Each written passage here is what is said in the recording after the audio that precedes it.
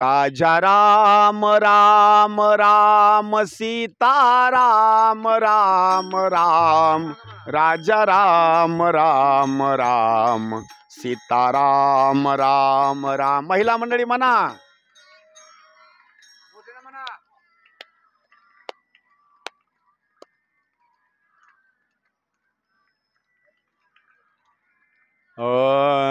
राजा राम राम राम सीता राम राम राम राजा राम राम राम सीता राम राम राम राजा राम राम।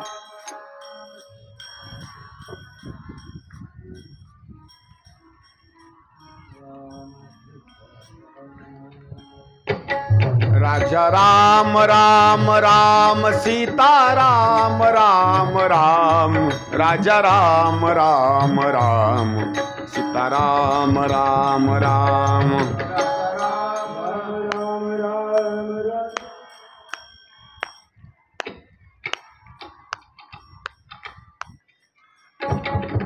गोपाल कृष्ण भगवान की जय। महामुनि शुकाचार्य महाराज की जय जय श्री राधे श्याम। त्या गोपिकानं मेकअप करण्याकरता सुरुवात केली। सुंदर स्वरूपामध्ये वर्णन करतात। कपाळी काजळ डोळ्यामध्ये कुंकू। काजळ कुठं लावायचं असतं मुलींनो? काजळ कुठं लावायचं असतं? कपाळी काजळ डोळ्यामध्ये कुंकू। काजळ कुठं लावायचं? डोळ्यामध्ये। आणि कुंकू कुठं लावायचं? कपाळाला। पण ती उलटी बोलू तिनं सुरुवात केलं। कपाळी काजळ डोळ्यामध्ये कुंकू। जिथं लावायचं होतं काजळ तिथं लावलं कुंकू, आणि जिथं कुंकू लावायचं होतं तिथं लावलं काजळ। कपाळी काजळ डोळ्यामध्ये कुंकू। पुन्हा वर्णन केलं आहे। दंडात पैंजन भरिले। पैंजन म्हणजे चैन। चैन कुठं घालतात? कुठं? कानामध्ये ना? मुलीने माहिती बरं का? हां, चैन घालायचे असतात पायामध्ये। तिनं काय केलं? चैन भरले दंडामध्ये आणि सुंदर स्वरूपामध्ये असणारा मेकअप केला आणि निघाली। एक गवळण जेवण करू लागली आणि जेवण करत असताना घास तसाच हातामध्ये, तोंड असणारं चालू, आणि देवानं बासरी वाजवल्याच्या नंतर आशाला अशीच श्रीकृष्ण भगवंताकडे असताना निघाली। एक गवळण पती परमेश्वर शेतामधून आलेले आहेत। सहज पती परमेश्वरानं सांगितलं थोडेसे पाय चेपून दे ना। पायाशी चेपण्याकरता सुरुवात केली। लक्षातच राहिलं नाही। पाय दाबत दाबत दाबत असं पोट दाबण्याकरता सुरुवात केली। बासरीची धून कानावर होती। पुन्हा छाती दाबायला सुरुवात केली। लक्षातच राहिलं नाही। पुन्हा तर नरडच धरलं तिनं असं। हे कशानं भूमिका झाली माहिती? फक्त बासरीची असताना ती धून वाजवल्याच्या नंतर एका गोपिकेनं काय केलं? लेकरू आहे मांडीवर, दूध तापत आहे, काय ते म्हणता तुम्ही जमिनीला असते ते आकटीनं, हां, त्याच्यामध्ये असणारं असं दूध तापण्याकरता चालू आहे। देवानं बासरी वाजवली, तिच्या लक्षातच राहिलं नाही। तिला असं वाटलं लेकराला उचलायचं आणि लेकराला उचलून काय करायचं? पाळण्यामध्ये टाकायचं। दुधाला उचलायचं आणि शिंक्यावर ठेवायचं। तिच्या लक्षातच राहिलं नाही। तिनं काय केलं? लेकरू मांडीवरचं उचललं, शिंक्यामध्ये ठेवलं, दूध उचललं आणि पाळण्यामध्ये ठेवलं आणि पाळण्याला झोका देण्याकरता सुरुवात केली। काय देवाची लीला आहे ती बासरीची, विचार करा। देवानं बासरी वाजवल्याच्या नंतर सगळं चराचर असणारं असं स्तब्ध व्हायचं, आणि देवाची असणारी अशी बासरी असणारी देवानं वाजवल्याच्या नंतर सगळं चराचर असणारं मंत्रमुग्ध व्हायचं। चला बाई वृंदावनी रास क्रीडा पाहू। चला बाई वृंदावनी रास क्रीडा पाहू। चला बाई वृंदावनी रास क्रीडा पाहू।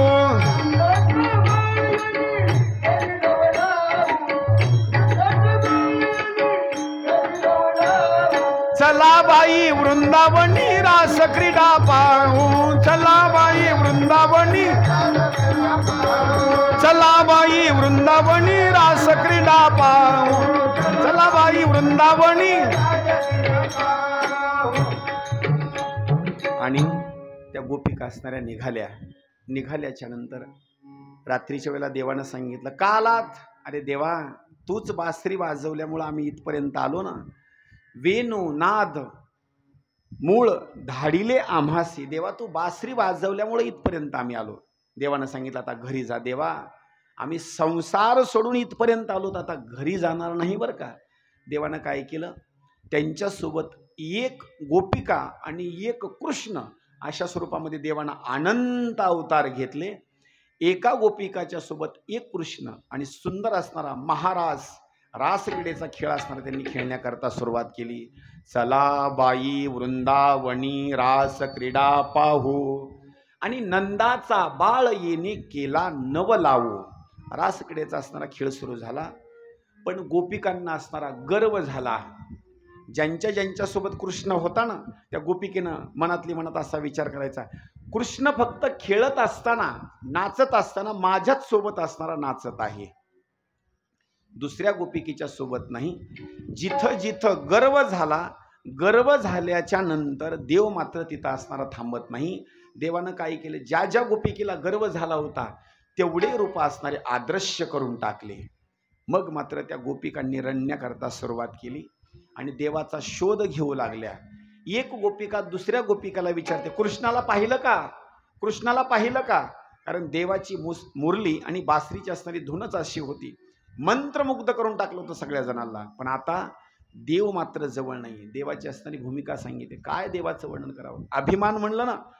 देव मात्र जवळ थांबत नाही. त्यावेळेला मग मात्र देवानं रूप अदृश्य केले आणि रूप अदृश्य केल्याच्या नंतर मग मात्र त्या गोपिका शोकाकुल झाल्या आणि देवाची प्रार्थना करू लागली, देवा एकदा तरी आम्हाला येऊन भेट दे ना, फक्त एकदा तरी भेट दे देवा. सुंदर स्वरूपामध्ये वर्णन केलेलं आहे देवाचं असणार त्या गोपिकांनी. हरिने माझे हरी हरिने माझे हरी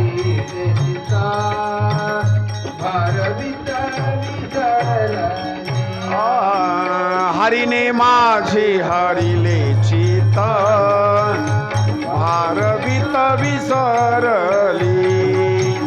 हरिने माझे हरिले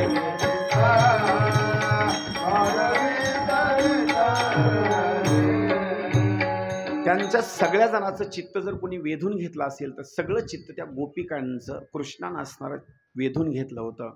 त्या गोपिका कृष्णाला बोलू लागल्या, देवा एकदा तरी ये आणि आम्हाला असणारी भेट दे. त्या गोपिका कृष्णाला बोलू लागल्या, कन्हैया रे जग जेठी, कन्हैया रे जग जेठी.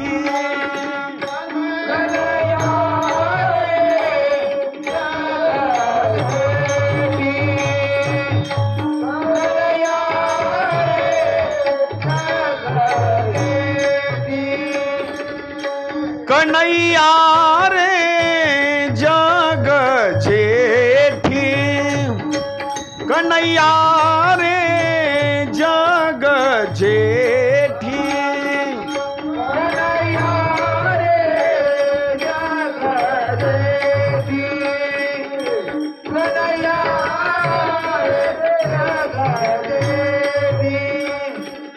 देई भेटी, देई भेटी एक वेळा, कन्हैया रे जग जेठी, कन्हैया रे जग जेठी.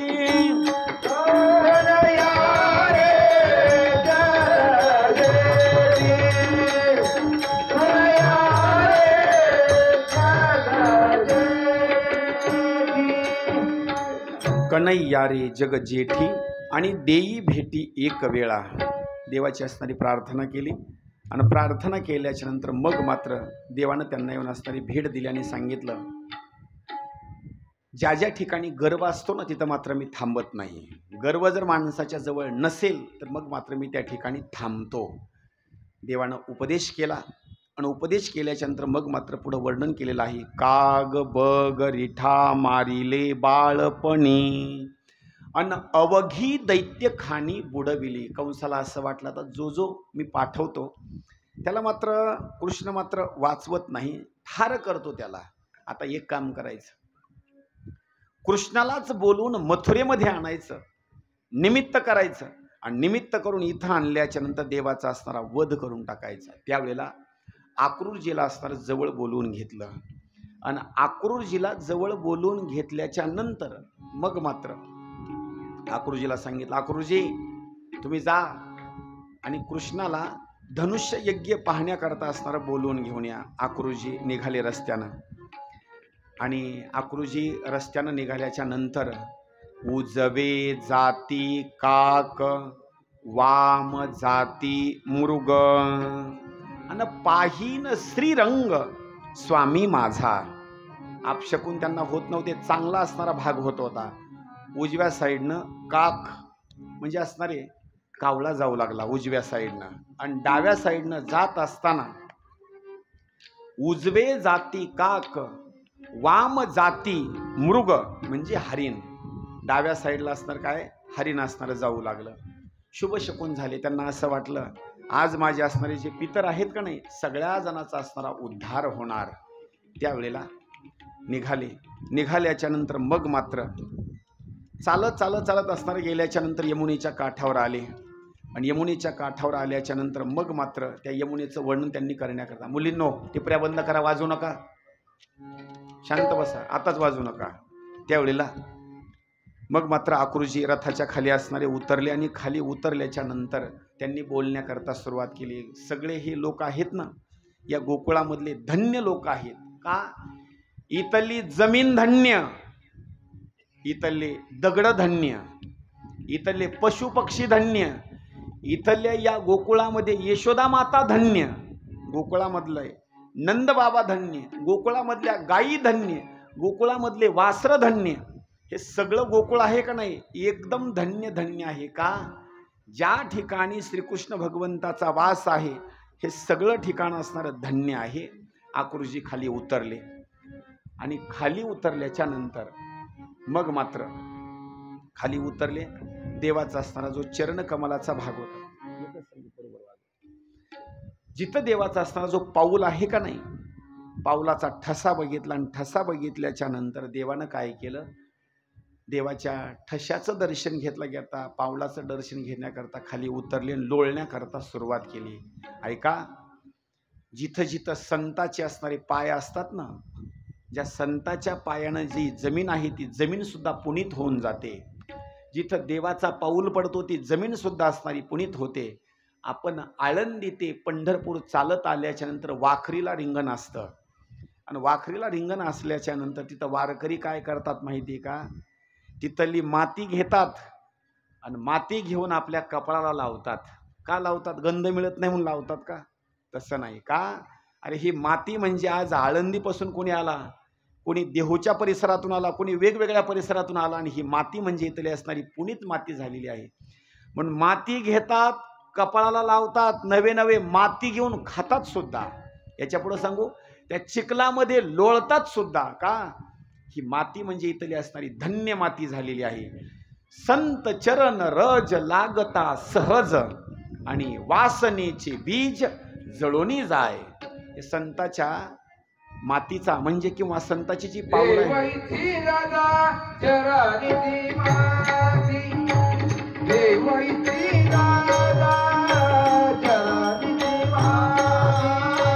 देव इच्छी राज चरणीची माती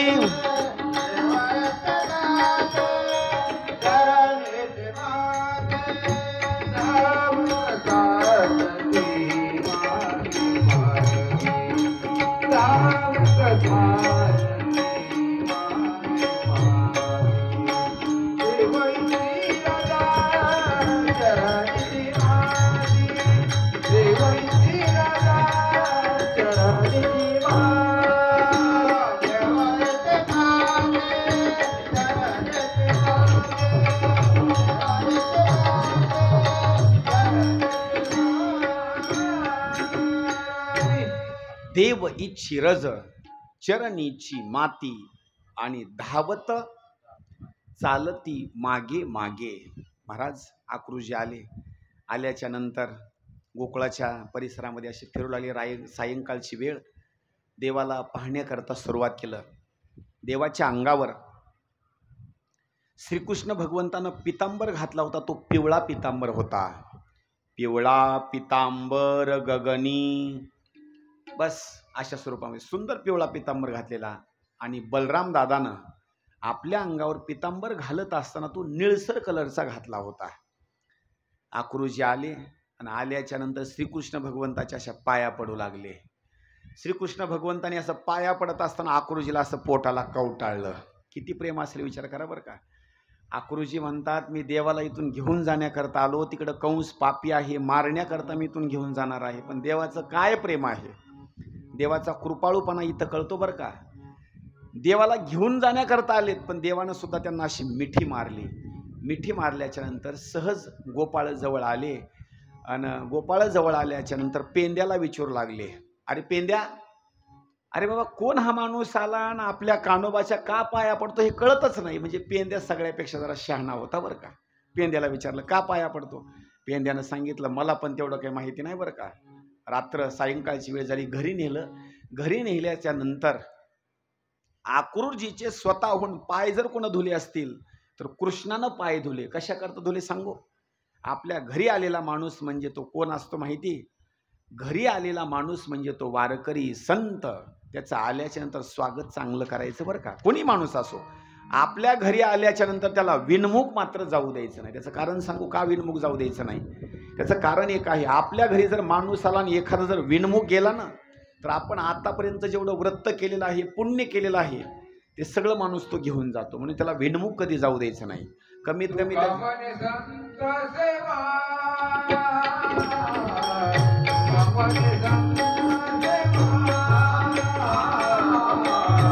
तुका म्हणे संत सेवा, तुका म्हणे संत सेवा,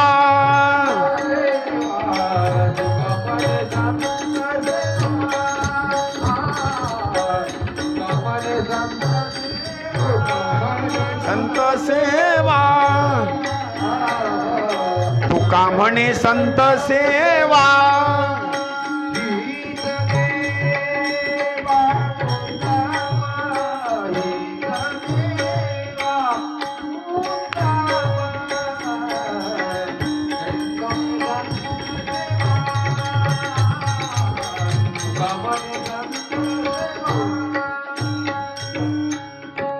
घरी आल्याच्या नंतर त्या व्यक्तीचं असणारं स्वागत करायचं. आणि इथून पुढं तुमच्या कामाचं बोलतो बरं का, थोडंसं लक्ष देऊन ऐका. आपण कुणाच्याही घरी जातो, पाहुण्याच्या घरी बरं का. पाहुण्याच्या घरी गेल्याच्या नंतर एक पद्धत सांगतो. जुन्या काळामधली पद्धत अशी होती, आपण घरी गेल्याच्या नंतर पाहुणा काय करतो माहिती आहे का, आपल्याला तांब्या भरून पाणी आणून देतो. कशा करता, अगोदर प्यायला देतो का पाय धुवायला देतो. अगोदर पाय धुवायला देतो बरं का. हुशार माणूस असला तर पाय धुतो. काय अशी हिडपट असतात का नाही, तांब्या भरून आला की अगोदर पिऊनच टाकते, पुन्हा ते पाणी त्यांना होतं, अहो नका नका हे पाय धुवायला दिलं होतं तुम्हाला पाणी. लक्ष करा, कुणाच्या घरी जर गेलात ना, असा तांब्या भरून जर पाणी आणलं ना, ज्यानं पाणी आणून दिलं त्या तांब्याकडे बघू नका अगोदर बरं का. तांब्याकडे बघू नका. ज्यानं आणून पाणी दिलं त्याच्या अगोदर चेहऱ्याकडे बघा. तुम्हाला का चेहऱ्याकडे बघायचं, त्याचं कारण एक आहे, कुणाच्याही घरी गेल्याच्या नंतर सगळ्याच माणसाला घरी गेलेली माणसं आवडतात असं काही नसतं बरं का. काही जणाला आपल्या घरी माणसं आलेली आवडत नाहीत. मग ज्याच्या घरी गेल्याच्या नंतर त्या माणसाला आवडत नाही का नाही, त्याच्या कपाळावर अशा आट्या आट्या पडलेल्या असतात. त्याला आवडत नाही बरं का. त्यांच्या चेहरा असा नाराज चेहरा असतो. आता घरी माणूस आल्याच्या नंतर उगा द्यायचं म्हणून पाणी त्यांनी दिलेलं असतं. असं जर कपाळावर कुणाच्या आट्या जर दिसल्या तर उगा खिशामधला मोबाईल काढा, कानाला लावा, हॅलो हॅलो हॅलो हॅलो म्हणायचं. काय कधी कधी आता का आलोच हव का लगेच. त्यांना म्हणायचं असं असं कोणाचा ॲक्शन झाला, मी येतो बरं का आता. ही आयडिया आहे बरं का. त्याच्या कपाळावर जर आट्या दिसल्या तर अजिबात तिथं थांबायचं नाही, आलेल्या रस्त्यानं परत जायचं. आणि त्याचा चेहरा जर असा असेल का ना एकदम प्रसन्न प्रसन्न, मग 15 दिवस तिथंच थांबा, काही अडचण नाही. पण चेहरा त्याचा प्रसन्न असावा.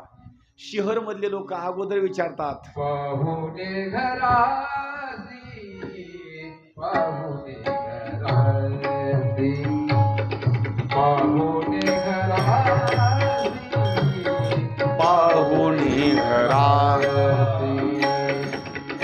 पाहुणे घरासी, पाहुणे घरासी, पाहुणे घरा,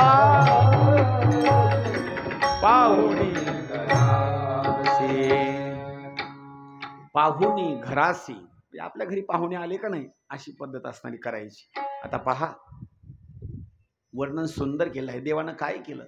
सुंदर स्वरूपामध्ये आकृतीचे असणारे चरण कमर असणारे धुले, त्याला हळद कुंकू लावलं, एक फूल ठेवलं, सुंदर स्वरूपाचा हार घातला गळ्यामध्ये, सुंदर स्वागत केलं. आणि स्वागत केल्याच्या नंतर घरी आलेल्या माणसाला नेमकं द्यावं तरी काय?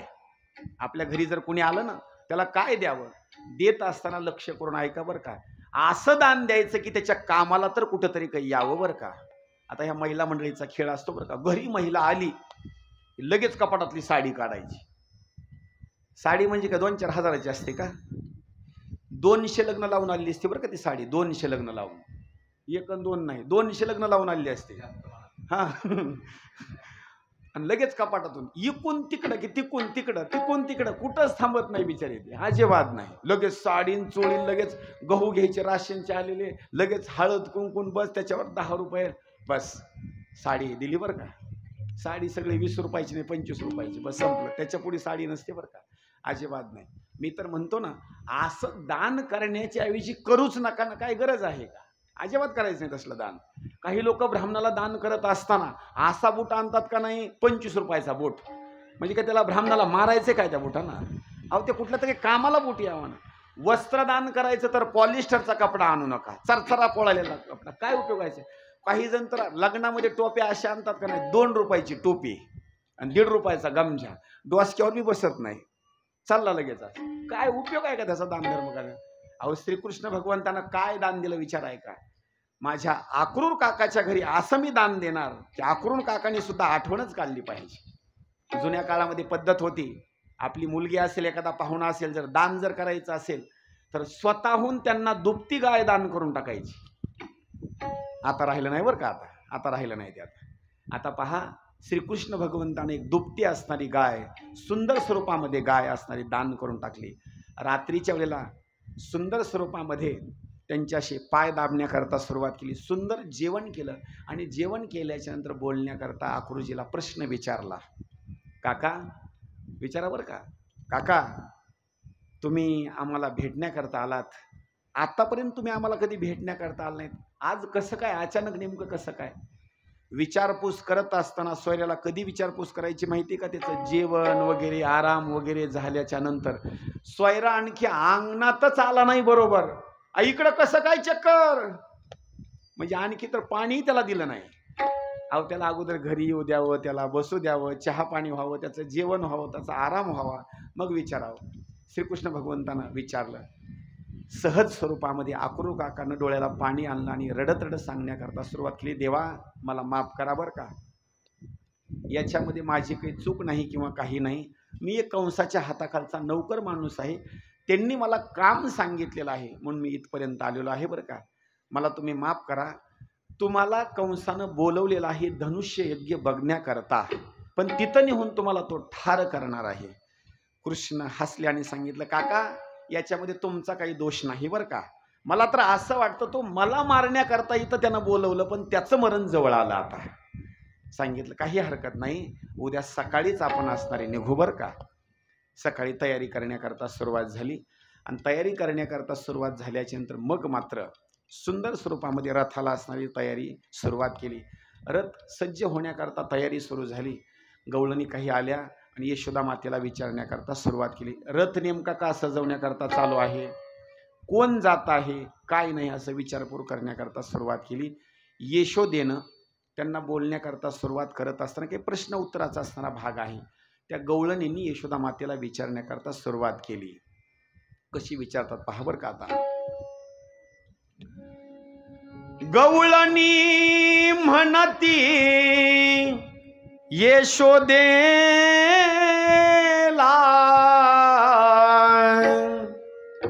ओठे गे सावळा गवळणी म्हणती यशोदेला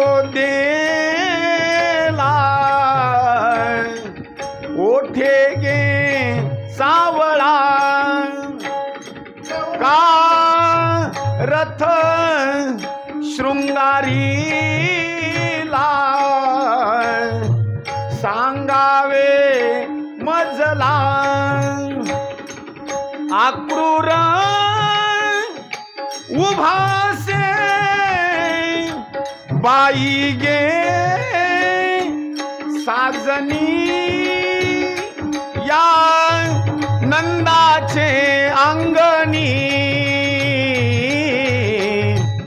मिळाल्या गवळणी या नंदाचे अंगणी मिळाल्या गवळणी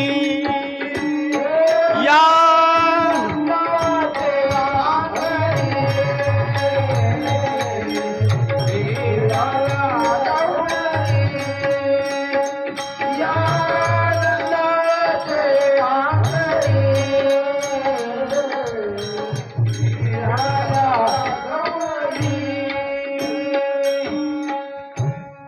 यशोदा मातेनं रडत रडत सांगण्याकरता सुरुवात केली. बोले नंदाची पटराणी सदगदित होवणी. हा कंठ दाटून कधी येतो माहिती का? मुलगी सासरी नांदण्याकरता निघावी, आईला पण बोलता येत नाही, बापाला पण बोलता येत नाही, आणि त्यांचा कंठ असा दाटून येतो, माणसाला बोलता येत नाही. यशोदेला सांगताच येईना कृष्ण चाललाय कुठं. बोले नंदाची पटराणी सदगदित होवणी. मथुरेसी चक्रपाणी जातो गे साजनी. विवळ झाले मन वचन ऐकोनी या नंदाचे अंगणी मिळाल्या गवळणी. या नंदाचे अंगणी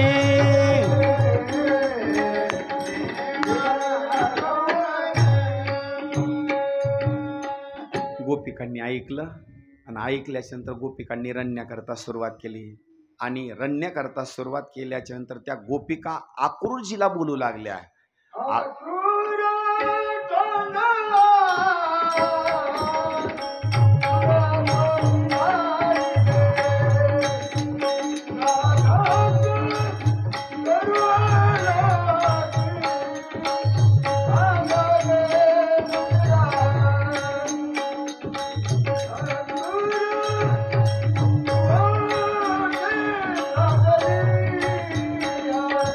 नंदाचे अंगणी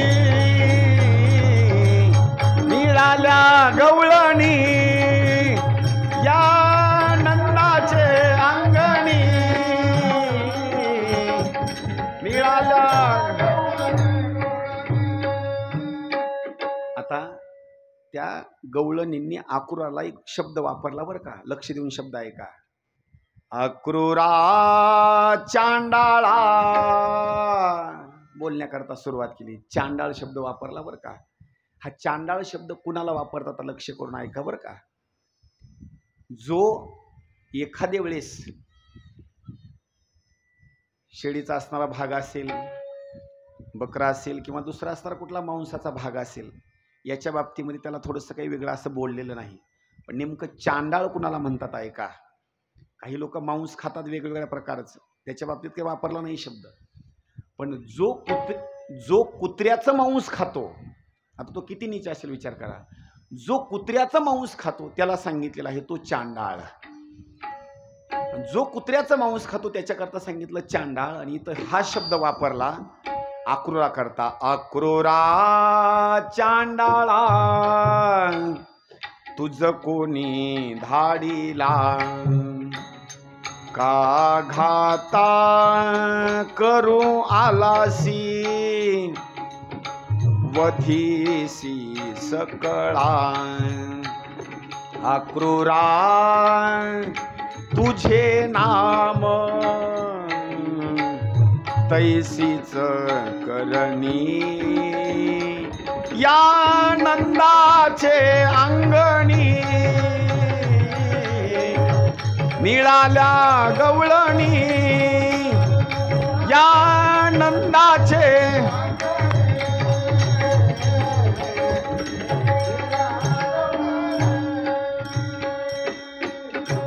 देवाने काय केलं त्या गोपिका रडत असताना मुलींनो टिपऱ्या वाजवू नका, तुम्ही शांत बसा बरं का, टिपऱ्या वाजवू नका, पुन्हा नाचायचं पुन्हा, आता नाही.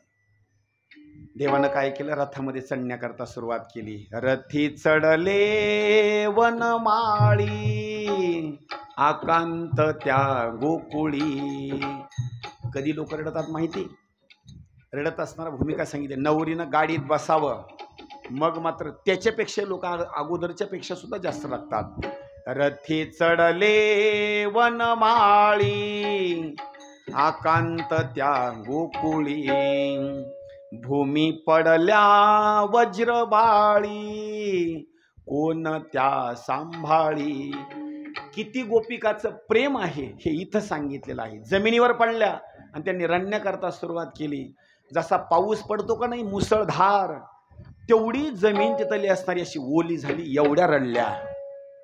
देवानं ते दुःख त्यांचं पाहिलं आणि पाहिल्याच्यानंतर सांगितलं, रडू नका बरं का, मी परत येईल, रडू नका, मी परत येईल. देवानं सांगितलं आक्रूराला, अरे आक्रूरा, इथं जर मी थांबलो ना, इथं काय घटना होईल सांगता येत नाही बाबा, रथ तू हाकण्याकरता सुरुवात कर.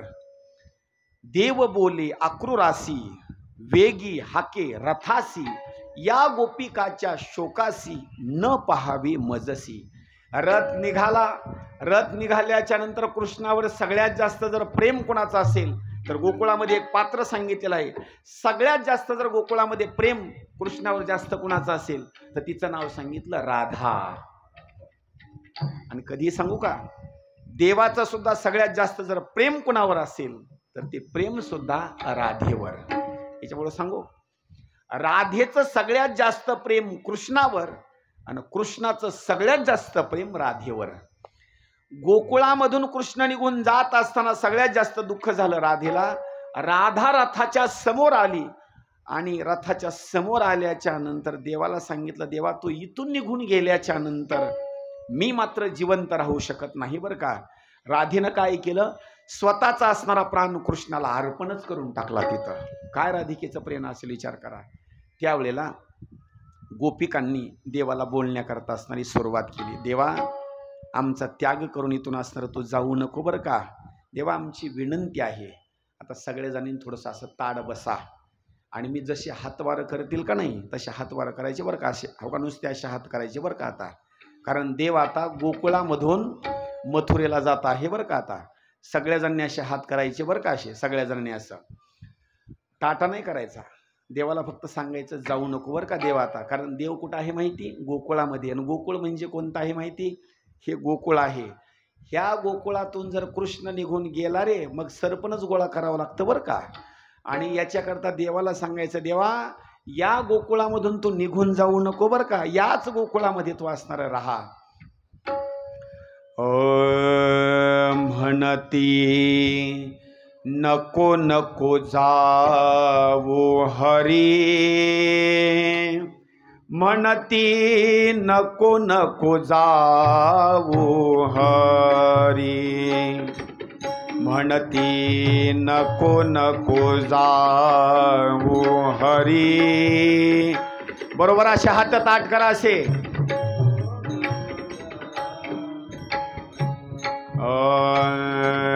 म्हणती नको नको जाऊ हरी, म्हणती नको नको जाऊ हरी. बोला सर्वांनी, म्हणती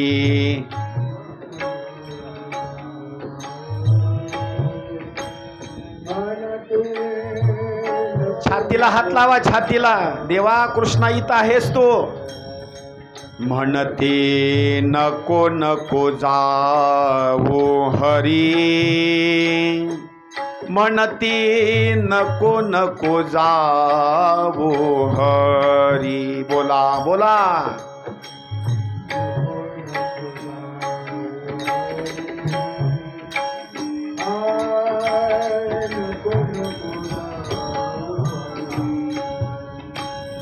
सांडोनी आम्हा कोठे दुरी,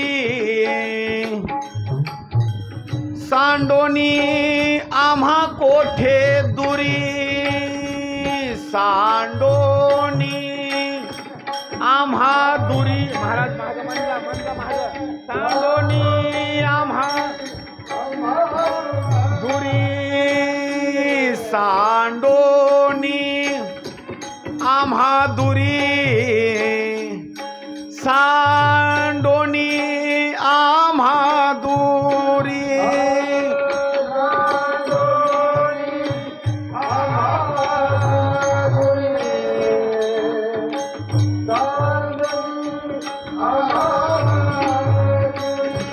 तुझ वाचोनी संसारी, तुझ वाचोनी संसारी,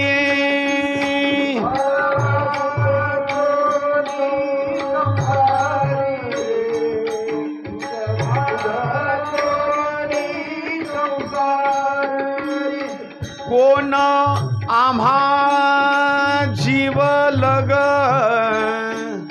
कोण आम्हा जीवलग.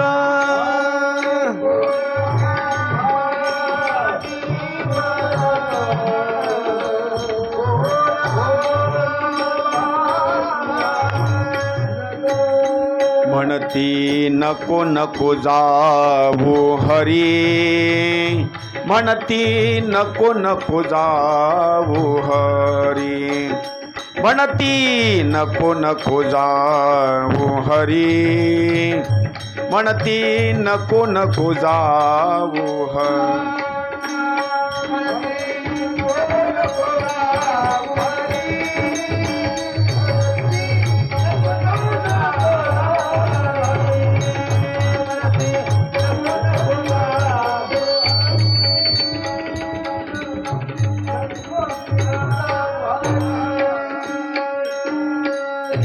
रथ असणारा निघाला पुढं. रथ पुढं निघाल्याच्या नंतर त्या गोपिकांनी केलं असा पदर पसरला समोर. अक्रूराला म्हणू लागले, अक्रूरा आम्ही तुझ्या समोर पदर पसरतो बरं का बाबा, पण आमच्या कृष्णाला असणारं नेऊ नको. देवानं सांगितलं काळजी करू नका, असा जातो आणि लगेच परत येतो बरं का, तुम्ही काळजी करू नका, फक्त मामाला भेटतो आणि परत येतो. देव निघाले. पुढं गेल्याच्या नंतर अक्रूजीला यमुना नदीमध्ये असणारं दर्शन दिलं. रात्रीच्या वेळेला असणारं. मग मात्र मुक्काम करत असताना अरण्यामध्ये असणारा मुक्काम केला. अक्रूजीनं सांगितलं देवा आमच्या घरी चला ना. त्यावेळेला देवानं सांगितलं मामाचा वध झाल्याच्यानंतर तुमच्या घरी येतो. मुक्काम केला आणि मुक्काम केल्याच्या नंतर मग मात्र दुसऱ्या दिवशी सकाळी गावामध्ये चलण्याकरता सुरुवात केली. सगळे गोपाळ सोबत आहेत. गावामध्ये चलण्याकरता सुरुवात केल्याच्या नंतर गोपाळांच्या अंगावर कपडे थोडेसे असे फाटके कपडे होते आणि कपडे फाटके असल्याच्या नंतर सहज स्वरूपामध्ये एक असणारा धोबी कपडे धुवून असणारा असा समोर गाठोडा घेऊन आला. कृष्णाला त्याला विनंती केली, बाबा एवढे कपडे सगळे गोपाळांना देऊन टाक. त्या धोब्यानं कपडे दिले नाहीत. देवानं काय केलं, एक कानाखाली त्याचा आवाज काढला. जाग्यावरच त्याचा मृत्यू झाला आणि कपड्याचं गठोडं तिथं टाकलं. सगळे कपडे गोपाळांनी घेतले पण ते कपडे त्यांना बरोबर येत नव्हते. एका टेलरकडे गेले आणि टेलरकडे गेल्याच्यानंतर कृष्णानं सांगितलं हे सगळे कपडे व्यवस्थित असणारे करून द्या. टेलरनं सुंदर असणारे ते कपडे व्यवस्थित दिले बरं का, तयार करून. देवानं त्यांना सांगितलं तुमच्या या शिलाईचा जो भाग आहे का नाही, हे सगळे कपडे तुम्ही व्यवस्थित करून दिले, तुमचं बिल किती झालं हे सांगा. त्या टेलरनं सांगितलं. तुम्ही टेलर नाहीत बरं का, त्या टेलरनं सांगितलं. त्या टेलरनं सांगितलं देवा पैसे मला देऊ नका बरं का, एखादा आशीर्वाद द्या. त्याचं कारण एक आहे, पैसा कितीही कुणाला द्या पैसा पुरत नाही, पण आशीर्वाद दिल्याच्या नंतर आशीर्वाद संपत नाही. देवानं त्याला आशीर्वाद दिला त्या टेलरला. अरे बाबा ऐक, इथून पुढल्या कालावधीमध्ये कपड्याची किंमत कमी होईल. ऐका बरं का, इथून पुढल्या कालावधीमध्ये कपड्याची किंमत कमी होईल, पण तुझी शिलाई कमी होणार नाही, तुझी शिलाई वाढतच जाईल. आता कपडा 15 रुपये मीटरनं मिळतो. जरी तुम्हाला कपडा घ्यायचा म्हटलं ना 15 रुपयानं मिळतो. 15 रुपयाचा कपडा टेलरकडे घेऊन जा. पॅन्ट शर्ट जरी शिवायचं म्हटलं तरी तो सांगतो 900 रुपये शिलाई आहे. तो शिवणारा म्हणतो अरे कपडाच 100 रुपयाचा. ते म्हणतो मला त्याच्याशी घेणं नाही, फक्त माझी शिलाई आहे ती आहे. त्याचं कारण एक आहे, सुंदर स्वरूपामध्ये कृष्णानं दिलेला असणारा तो आशीर्वाद आहे. पुढं निघाले. आता कपडे अंगावर चांगले होते. कपडे चांगले म्हणल्याच्या नंतर अंगाला लावायला कमी होतं ते शेंट, चंदन वगैरे असणारी उटी लावायला कमी होती. तेवढ्या स्वरूपामध्ये कुब्जा नावाची असणारी दासी अशी गल्ली बोळातून असणारी जाऊ लागली. त्याचं कारण एक सांगितलेलं आहे, ते भर रस्त्यानं किंवा मेन रस्त्यानं जात नव्हते. का? गावामधली जी लेकरं आहेत का नाही, तिला असे खडे मारायचे आणि तिला कुबडी कुबडी कुबडी असे बोलण्याकरता सुरुवात करायची. तिनं काय करायचं, कुणाच्या दृष्टीला आपण पडू नये म्हणून जिकून वस्ती कमी आहे त्या रस्त्यानं कंसाच्या दरबारामध्ये जायची आणि कंसाच्या असणाऱ्या शरीराला ते चंदन लावायचे. देवाला माहिती होतं कोणत्या रस्त्यानं हे जाते. कुणाला जरी कळत नसेल तर देवाला बरोबर कळतं बरं का. त्याच रस्त्यानं देव निघाले आणि निघाल्याच्या नंतर कुब्जा जाऊ लागली. तिला बोलण्याकरता सुरुवात केली.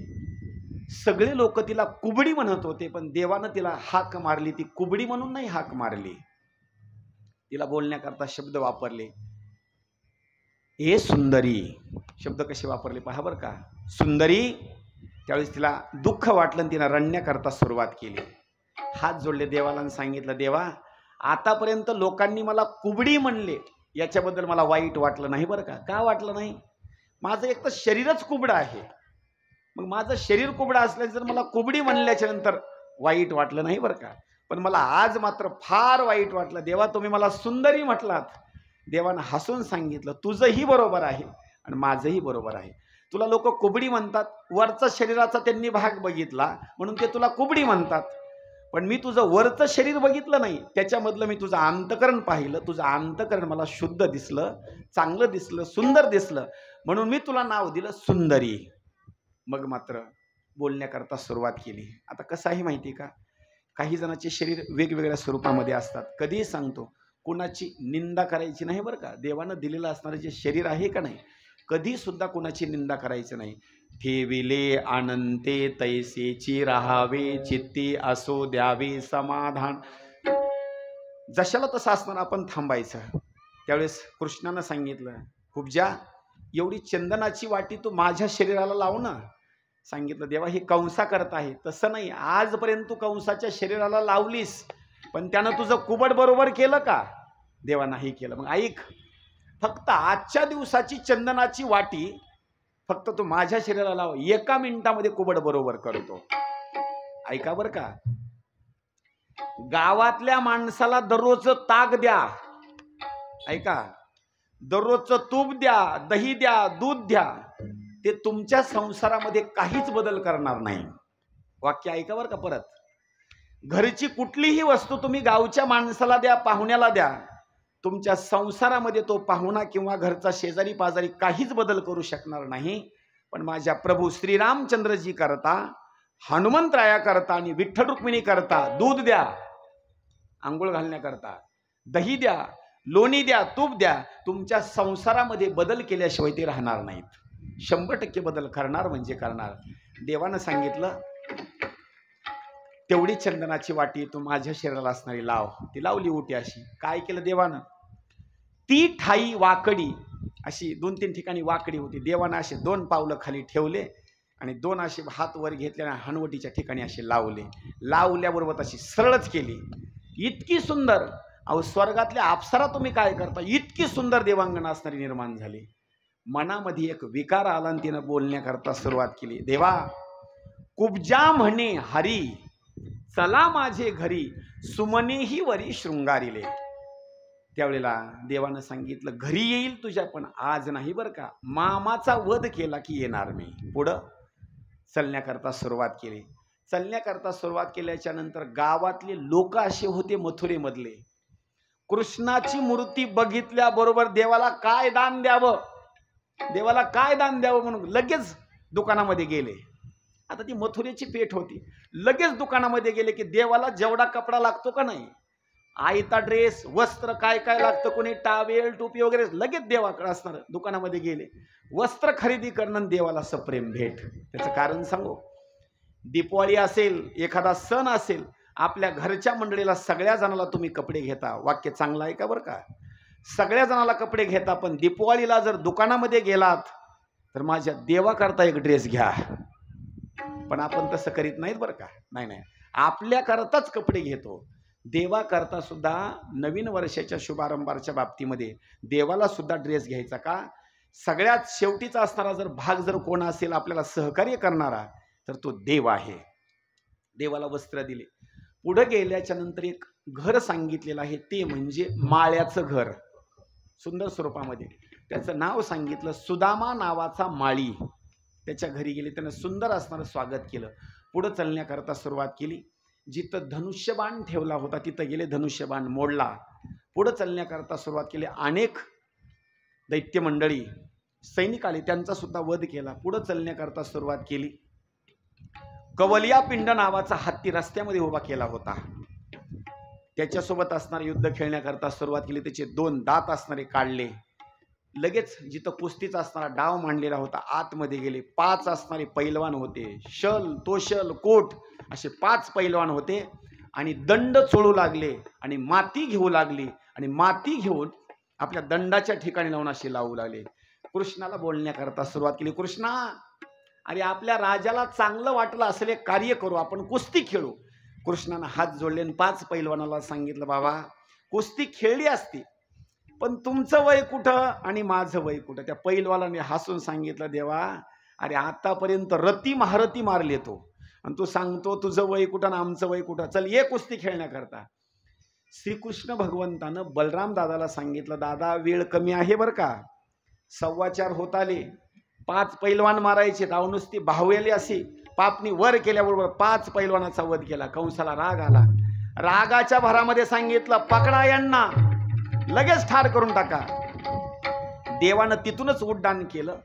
जिथं कंस बसला होता तिथपर्यंत गेलं. त्याच्या केसाला पकडलं, उचलून खाली जमिनीवर टाकलं, वरून उड्डाण केलं आणि छातीच्या ठिकाणी ठोसे मारण्याकरता सुरुवात केली.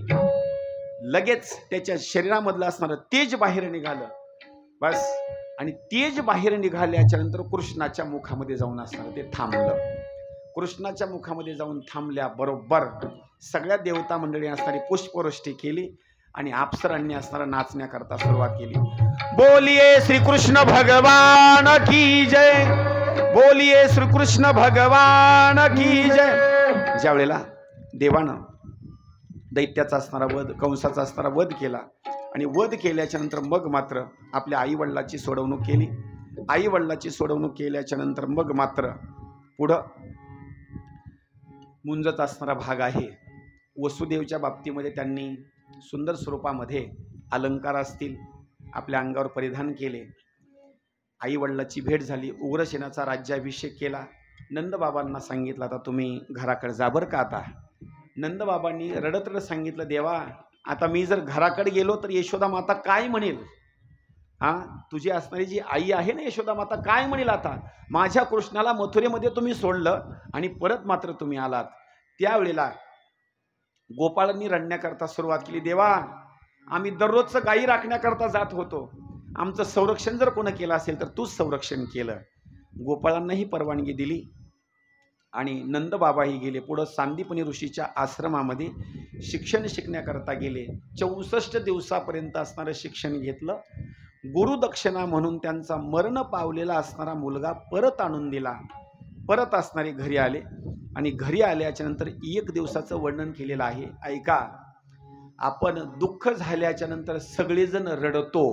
ऐका बरं का, दुःख झाल्याच्या नंतर आपण सगळेजण रडतो, पण देवाला मात्र दुःख नाही. कुणी रडा, हसा, खेळा, काही करा, पण देवाला मात्र याचं काही घेणं देणं नाही. माणूस मरण पावल्याच्या नंतर आपण सगळेजण रडतो. देवा तुझ्या विनारी ते दुःख सांगू नामा. देवा तुझ्या विनारी हे दुःख सांगू कोणाला. देवा तुझ्या विनारे हे दुःख सांगू कुणाला. देवा तुझ्या विनारे हे दुःख सांगू कुणाला. सुख दुःख भोगणारा, सुख दुःख बाबा बाबा भोगणारा, बाबा देवा तुझा विनारी हे दुःख सांगू कुणाला. देवा तुझ्या विनारे हे दुःख सांगू कुणाला. देवा तुझ्या विनारे हे दुःख सांगू कुणाला. सगळ्या जणाला दुःख आहे, पण खरं सांगू देवाला मात्र असणारं दुःख नाही. देवा सांगू सुख दुःख आणि देव निवारील भूक.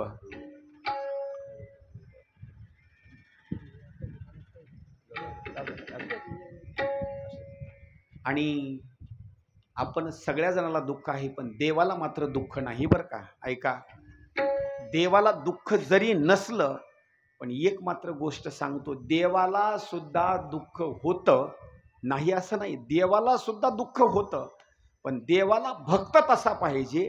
देव भक्ता करता सुद्धा दुःख व्यक्त करतो, नवे नवे देव भक्ता करता सुद्धा रडतो. फक्त भक्त मात्र तसा पाहिजे.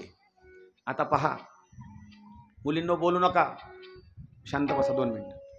ऐका, संपूर्ण गोकुळवासींनी काय केलं, कृष्ण एकदा मथुरेला निघून गेला ना, वासर होते बारके बारके, पण बारक्या वासरानं आपल्या आईचं दूध मात्र पिलं नाही. का? अरे कृष्णच गोकुळामध्ये नाही, आता दूध पिऊन करायचं काय. ज्या गायी होत्या त्या गायीनं चारा खायचा बंद केला.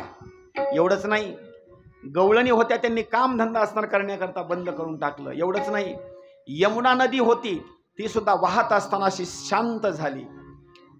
गवत होतं वाळून गेलं, झाडं होते वाळून गेले. एवढंच नाही, पाषाण होते पाषाण सुद्धा उरले. एवढं दुःख झालं. देवाला दुःख झालं. देवाला दुःख झाल्याच्या नंतर उद्धवजीला जवळ बोलून घेतलं, सांगितलं, उद्धवा अरे बाबा त्यांची समजूत काढण्याकरता तू गोकुळामध्ये जा. उद्धवाला गर्व झाला होता, समजून सांगण्याकरता उद्धव आला. तिथं रथ यमुनेच्या काठावर उभा केला आणि यमुनेच्या काठावर रथ उभा केल्याच्या नंतर त्यानं दृश्य पाहण्याकरता सुरुवात केली.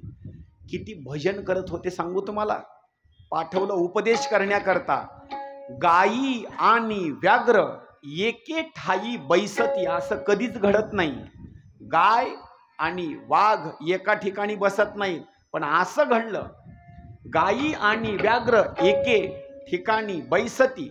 आणि वर्णन केलेलं आहे, कोकिळा बोलती कृष्ण कृष्ण. कोकिळा सुद्धा काय म्हणाली, कृष्ण कृष्ण. एवढंच नाही, साप आणि मुंगूस निस्तेज पडती आणि चिमण्या बोलती कृष्ण कृष्ण.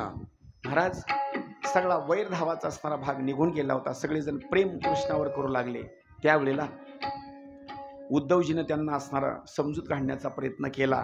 काही दिवसापर्यंत थांबले आणि परत निघून गेले. पुढं कुब्जीच्या घरी गेले, आकृजीच्या घरी गेले आणि आकृजीच्या घरी गेल्याच्या नंतर पुढं जरासंधानं एकदा आणि दोनदा नाही 17 वेळेला असणार. 17 वेळेला सुंदर स्वरूपामध्ये वर्णन असं केलेलं आहे. युद्ध केलं पण त्याची असणारी हार झाली आणि हार झाल्याच्या नंतर मग मात्र वर्णन केलेलं आहे द्वारका नगरीची असणारी निर्मिती. आणि द्वारका नगरीची निर्मिती केल्याच्या नंतर काल यवनाचं भस्म मुचकुंद असेल सुंदर स्वरूपामध्ये. मग मात्र पुढं वर्णन केलं आहे द्वारकेमध्ये आले आणि द्वारकेमध्ये आल्याच्या नंतर अगोदर वर्णन असं केलेलं आहे, कृष्ण हा लहान आहे आणि बलराम दादा हा मोठा आहे. लग्न होत असताना अगोदर जुना काळ सांगितलेला आहे, अगोदर मोठ्या मुलाचं लग्न व्हायचं आणि त्याच्यानंतर लहान मुलाचं लग्न व्हायचं. पण तो जुना काळ गेला बरं का. आता ज्याला नोकरी आहे तो लहान जरी असला तर लग्न त्याचा अगोदर आहे. मोठा बाबा तसाच राहिलाय बरं का. आता अगोदर लग्न सांगितलं. ते लग्न कुणाचं झालं अगोदर? बलराम दादाचं. कुणाच्या सोबत झालं? आनर्त देशाचा राजा श्रीमान रेवत, त्या रेवताची एक कन्या, तिचं नाव रेवती. बलराम दादाचं रेवतीच्या सोबत असणारं लग्न झालं असं गृहीत धरा. ते लग्न सुद्धा आपण अगोदर लावलं. शुभमंगल सावधान शुभमंगल. अगोदर बलराम दादाचा विवाह झाला. याच्यानंतर पुढे वर्णन केलेलं आहे. बलराम दादाचा विवाह झाल्याच्या नंतर पुन्हा चर्चा सुरू होते, ते म्हणजे कृष्णाच्या लग्नाची. लग्न जमलं ते म्हणजे विदर्भ देशाची असणारी कन्या भीष्मक राजाची मुलगी, जिचं नाव आहे रुक्मिणी. रुक्मिणीचं लग्न ठरलं शिशुपालाच्या सोबत. आणि शिशुपालाच्या सोबत लग्न ठरल्याच्या नंतर रुक्मिणीचं मत असं होतं, माझं लग्न शिशुपालाच्या सोबत होऊ नये, माझं लग्न कृष्णाच्या सोबत व्हावं. आता ही खेळ फार विचित्र खेळ आहे बरं का. हे आता घडतं हे डोक्यातलं काढून टाका. हे पहिल्यापासूनच चालत आहे बरं का. हे असं काही डोक्याला तुम्ही लावून घ्यायचं नाही. काही जण म्हणतात इथली मुलगी नवरदेवासोबत लग्न न करता बस अमुक जणासोबत असणारी ते निघून गेली. हे डोक्यातून काढून टाका. अरे हे पहिल्यापासूनच चालत आलेलं आहे. रुक्मिणीचं लग्न शिशुपालाच्या सोबत ठरलं आणि तिनं पत्र कोणाला लिहिलं? कृष्णाला लिहिलं. ते जुन्या काळामध्ये गाणं होतं बरं का. चिठ्ठी आई है चिठ्ठी आई. आता मोबाईल आणि जुन्या काळामध्ये चिठ्ठी बरं का. रुक्मिणीनं चिठ्ठी कृष्णाला लिहिली आणि लिहिल्याच्या नंतर दिली कुणाजवळ? ब्राह्मणाजवळ. ब्राह्मण आला आणि ब्राह्मण आल्याच्या नंतर मग मात्र सुंदर स्वरूपामध्ये वर्णन केलं आहे. ब्राह्मण आला आणि ब्राह्मण आल्याच्या नंतर मग मात्र ती पत्र असणारं कृष्णाच्या हातामध्ये दिलं. आता तुम्ही अनेक वेळेला हा भाग ऐकलेला आहे, पण मी थोडा वेगळ्या पद्धतीनं तुम्हाला सांगणार बरं का. आता भाग असा आहे, 1 आणि 2 नाही 7 श्लोक त्या पत्रामध्ये लिहिलेले आहेत. त्याच्यापैकी तुम्हाला फक्त काही श्लोकाच्या बाबतीमध्ये एकच श्लोक महत्त्वाचा सांगतो, ऐका. गरज आता काळाची आहे आणि काळाची गरज असल्यामुळे त्याच श्लोकाचा भाग सांगतो बरं का. ऐका. पहिला श्लोकाचा अर्थ असा सांगितलेला आहे. रुक्मिणी म्हणते, देवा मी तुम्हाला पत्र याच्याकरता लिहिलं आणि तुमच्यासोबत लग्न मला याच्याकरता करायचं आहे. तुम्ही दिसण्याच्या बाबतीमध्ये सुंदर आहेत एक, आणि दुसरी गोष्ट सांगू, कानाच्या बाबतीमध्ये तुमची कीर्ती ऐकलेली आहे. असं वेगवेगळ्या स्वरूपामध्ये वर्णन केलं. ऐका. आपल्या मुलीचं लग्न करून देत असताना कसं लग्न करून द्यायचं आणि आपली मुलगी कुणाला द्यायची याच्याकरता रुक्मिणीनं एक श्लोक लिहिलेला आहे. त्याच्यामध्ये ते सुंदर श्लोक आहे, लक्ष देऊन ऐका बरं का. कारण हा जर श्लोक ऐकला तर एखाद्या मुलीचं कल्याण जर झालं ना तर त्याचा आशीर्वाद तुम्हाला सुद्धा लागेल. लक्ष करून ऐका. नंबर 1, आपल्या मुलीचं लग्न जर करून द्यायचं असेल तर त्याच्याकरता काही भाग सांगितले, 7 भाग पाहिजे आणि मग मात्र लग्न लावून द्यायचं. नंबर 1, ज्या मुलाच्या सोबत लग्न लावून द्यायचं आहे त्या मुलाचा अगोदर कुल पहा. कुल म्हणजे तो मुलगा कोणत्या कुळामधला आहे, पहिल्यानं सुरू त्याचा अगोदर कुळ पहा. नंबर 2, दुसऱ्या बाबतीमध्ये पाहत असताना तो शीलवान पहा. कुल, शील. तिसऱ्या बाबतीमध्ये सांगितलं त्याचा स्वभाव, त्याचा स्वभाव कसा आहे हे पहा. कुल, शील, स्वभाव. पुढे सांगितलं तो दिसण्याकरता कसा आहे. नुसता काळा कुट्टा असून जमत नाही बरं का. मुलगा पाहत असताना सुद्धा कसा असावा, सुंदर असताना तो मुलगा असावा. कुल, शील, स्वभाव, सौंदर्य. 4 गोष्टीमध्ये जरी बसला तर 5वी गोष्ट त्याच्याजवळ पाहिजे. त्यानं शिक्षण मात्र जास्त शिकलेलं पाहिजे. नाहीतर असं होतं, केजच्या बसस्टँडवर गेला आणि ST महामंडळ आलेलं आहे, उलटा बोर्ड वाचायला आहे, त्याला वाचताच येत नाही. काय उपयोग आहे? दिसण्याकरता सुंदर आहे. कुल, शील, स्वभाव, सौंदर्य, विद्या एवढ्या जरी गोष्टीमध्ये बसला तर पुढं वर्णन सांगितलेलं आहे, त्याच्याजवळ जमीन पण असावी, नोकरी पण असावी, त्याच्याजवळ संपत्ती पण असावी. आणि याच्या पुढे सांगू, शेवटचा भाग सांगितलेला आहे, द्रव्य झाल्याच्या नंतर वय, महत्वाचा भाग सांगितला बरं का. वय सुद्धा त्याचं पहा. नाही तर मुलाचं वय झालंय 48 वर्ष आणि मुलीचं वय आहे 18 वर्ष. आता मला सांगा, कालांतराने ते छटाकाचे पुन्हा बेंडके टाकणार, काढायचे इकडं का माग. काही लोक म्हणतात नोकरी आहे त्याला, काय नोकरीला काय जाळायचं का त्याच्या? अजिबात नाही. जोडा लावून देत असताना आता सुद्धा सांगतो, जुन्या काळामध्ये काही महिलांचा संसार उद्ध्वस्त झाला. माझी गोष्ट चांगली लक्षात घ्या. दोघांमध्ये फरक असावा जास्तीत जास्त एक 4-5 वर्षाचा. याच्यामध्ये जास्त फरक नसावा बरं का. 4-5 वर्षाचा फरक असावा. शासन सुद्धा सांगतं मुलीचं वय असावं तर 18 वर्ष आणि नवरदेवाचं वय असावं तर 21 वर्ष. हा फरक सांगितला कशा करता? त्यांचा सुखी असणारा तो संसार होतो. वर्णन केलेलं आहे. अशा बाबतीमध्ये रुक्मिणीनं पत्र लिहिलं. पत्र आलंय कुठं ऐका बरं का? द्वारका नगरीला. द्वारका नगरीला पत्र आलं. एकच रात्र असणारी लग्नाकरता शिल्लक राहिलेली आहे. 4 घोडे जुंपले आणि कौंडण्यपुराला असणारा रथ आला. तिथं मात्र देवीची पूजा करण्याकरता रुक्मिणी गेली आणि गेल्याच्यानंतर श्रीकृष्ण भगवंतानं रथ आणला. स्वतःहून रुक्मिणीनं हातामध्ये हात दिला. तिथून असणारं निघण्याकरता सुरुवात केली. पाठीमागं बलराम दादाचं आणि अनेक सैनिकाचं युद्ध झालं. पुढं गेल्याच्यानंतर रुक्मी आणि कृष्णाचं घनघोर युद्ध झालं. रुक्मीची असणारी हार त्या ठिकाणी झाली आणि दोघाचा जो विवाह आहे ना, कृष्णाचा आणि रुक्मिणीचा नेमका विवाह कुठं झाला हे ऐका अगोदर. आणि कथा पण ऐकलेल्या आहेत. कृष्णाचा आणि रुक्मिणीचा विवाह नेमका ठिकाण कोणता आहे ते सांगतो. सोरटी सोमनाथ. लक्षात ठेवा बरं का. सोरटी सोमनाथ. सोरटी सोमनाथाच्या ठिकाणी एक गाव आहे. त्या गावाचं नाव आहे मूळ माधवी. सोरटी सोमनाथ आणि त्याच्या जवळ असणारे गाव आहे मूळ माधवी. या